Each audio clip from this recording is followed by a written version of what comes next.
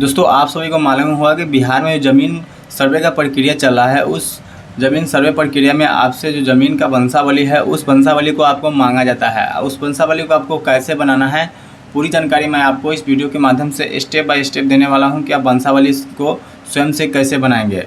दोस्तों अगर आपके दादाजी के नाम से ज़मीन है या फिर आपके पिताजी के नाम से ज़मीन है, उस ज़मीन को आप वंशावली कैसे बनाएंगे मैं आपको यहाँ पर इस वीडियो में आपको जानकारी देने वाला हूं।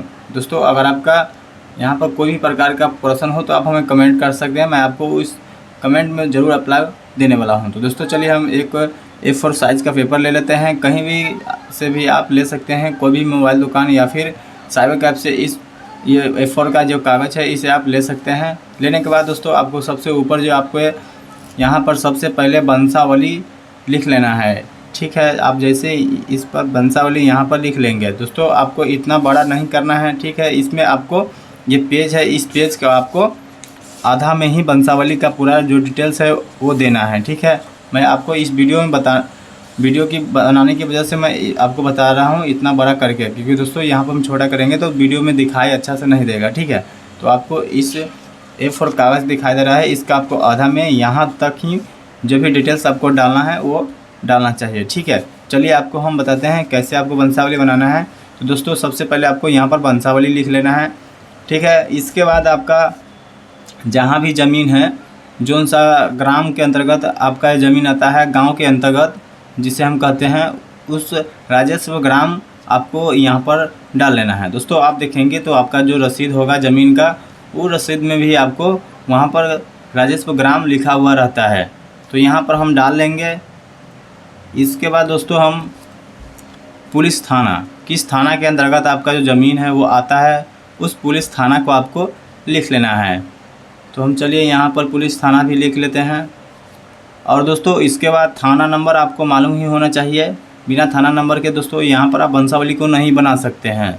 तो थाना नंबर लिखने के लिए दोस्तों आपका जो रसीद होगा उस रसीद पर भी थाना नंबर लिखा हुआ रहता है, ठीक है। थाना नंबर आपको वहाँ पर डाल लेना है। और इसके बाद अंचल जो भी होगा, वो ज़मीन के अंतर्गत जो अंचल आता होगा उस अंचल को आपको डाल लेना है।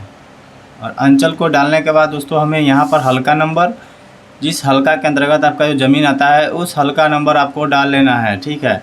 अब जैसे ही यहाँ पर हल्का नंबर डाल लेंगे तो दोस्तों आपको यहाँ पर ज़िला को सेलेक्ट कर, आप जो भी ज़िला के अंतर्गत आता है आपका ज़मीन, उस ज़िला को आपको यहाँ पर डाल लेना है, ठीक है। दोस्तों हमें मुजफ्फरपुर आता है, मुजफ्फरपुर यहाँ पर हम डाल दिए। अब सबसे दोस्तों इम्पोर्टेंट चीज़ यहाँ पर है, किसके नाम से आपको वंशावली बनाना है। तो दोस्तों मैं आपको बता दूँ, यहाँ पर मैंने इस वीडियो में आपको लिख के भी रखा हूँ, जिसके नाम से जमाबंदी है, ठीक है। जिसके नाम से जमाबंदी संख्या कायम होगा उन्हीं के नाम से आपको ज़मीन का वंशावली बनाना है, या जिसके नाम से खतियान है उसी के नाम से आपको जो वंशावली है वो भी बनाना है, या जिसके नाम से केवाला है उसी के नाम से आपको वंशावली बनाना होगा, ठीक है। चलिए हम यहाँ पर आपको बता दिए कि वंशावली आपको किसके नाम से बनाना है।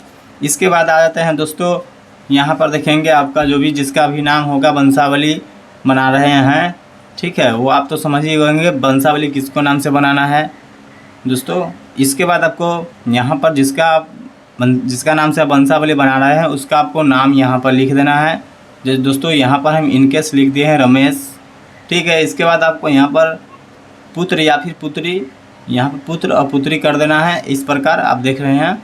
और ब्रैकेट में इसे आपको यहाँ पर ऐसे कर देना है, ठीक है।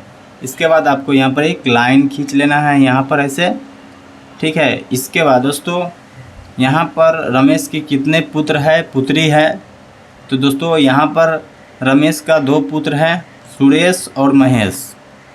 यहाँ पर हम लिख देंगे सुरेश पुत्र, आगे हम यहाँ पर सुरेश पहले लिखेंगे और इसके बाद लिख देंगे पुत्र। अगर पुत्री रहती तो यहाँ पर हमें पुत्री करना पड़ता, ठीक है। इसके बाद हम यहाँ पर देखेंगे तो आप देख रहे हैं महेश ये भी पुत्र है, तो आपको यहाँ पर पुत्र लिख देना है, ब्रैकेट में ऐसे कर देना है इसे। इसके बाद दोस्तों आपका सुरेश का कितना पुत्र है पुत्री है, तो आपको इस प्रकार जनाना है, देख रहे हैं यहाँ पर, इस प्रकार आपको सुरेश का जितना पुत्र है पुत्री है आपको जनाना होगा। तो दोस्तों यहाँ पर एक लड़का है और एक लड़की है, पुत्र का नाम आकाश है और पुत्री का नाम रेखा है, ठीक है। और इसी के साथ दोस्तों यहाँ पर रमेश के 2 लड़का है सुरेश और महेश, तो महेश के यहाँ पर 3 पुत्र पुत्री है दोस्तों। यहाँ पर आप देख सकते हैं गीता पुत्री है, सीता पुत्री है और एक राम है, यानी दो पुत्री है, एक पुत्र है। तो दोस्तों आपके दादाजी के नाम से या फिर अगर आपके पिताजी के नाम से ज़मीन है तो आपको कैसे बनाना है। तो दोस्तों अगर आपको मान के चले, मैं एग्जांपल के तौर पर दे रहा हूँ यहाँ पर, अगर आपके पिताजी के नाम से ज़मीन है, ये आपके पिताजी हो गए, उनका जो भी पुत्र है पुत्री है वो कर देंगे यहाँ पर। और आपका अगर दादाजी के नाम से ज़मीन है तो ये आपके दादाजी हो गए, ठीक है। और उनका जो पुत्र हुआ, जो आपके पिताजी, वो ये हुए, और उसके आप पुत्र हुए, ये आप यहाँ पर ऐसे आपको बनाना है। दोस्तों आपको इस वीडियो में कोई प्रकार की दिक्कत हो तो आप हमें कमेंट कर सकते हैं। मैं आपको वहाँ पर पूरी जानकारी, जो भी आपको यहाँ पर प्रॉब्लम हो, मैं उसका सलूशन बताने वाला हूँ। इसके बाद दोस्तों यहाँ पर हम नीचे की तरफ आएंगे और यहाँ पर आप देखेंगे कि आपको सिग्नेचर करवाना होगा। जो भी प्रतिनिधि होता है गांव का, उनसे आपको सिग्नेचर करवाना होगा। तो यहाँ पर आपको सरपंच का हस्ताक्षर करवाना होगा और आप यहाँ पर पंचायत समिति का भी हस्ताक्षर करवा सकते हैं, ठीक है, गवाह के रूप में। और इसके बाद यहाँ पर आप देखेंगे तो रैयत का नाम आपको लिखना है।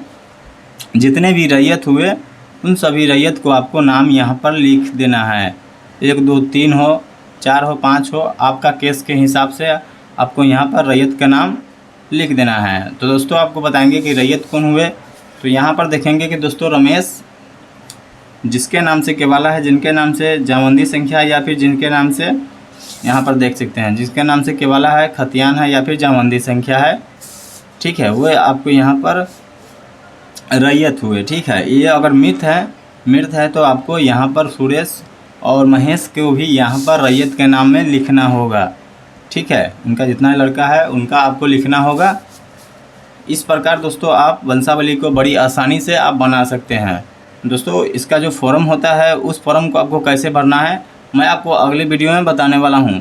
इसी के साथ इस वीडियो को हम समाप्त करते हैं और आप इस वीडियो को आप ज़्यादा से ज़्यादा शेयर कीजिएगा और अगले आदमी तक इस वीडियो को आप ज़्यादा से ज़्यादा पहुँचाइएगा। तो दोस्तों चलिए मिलते हैं अगले वीडियो में एक न्यू वीडियो के साथ। तब तक के लिए जय हिंद, वंदे मातरम।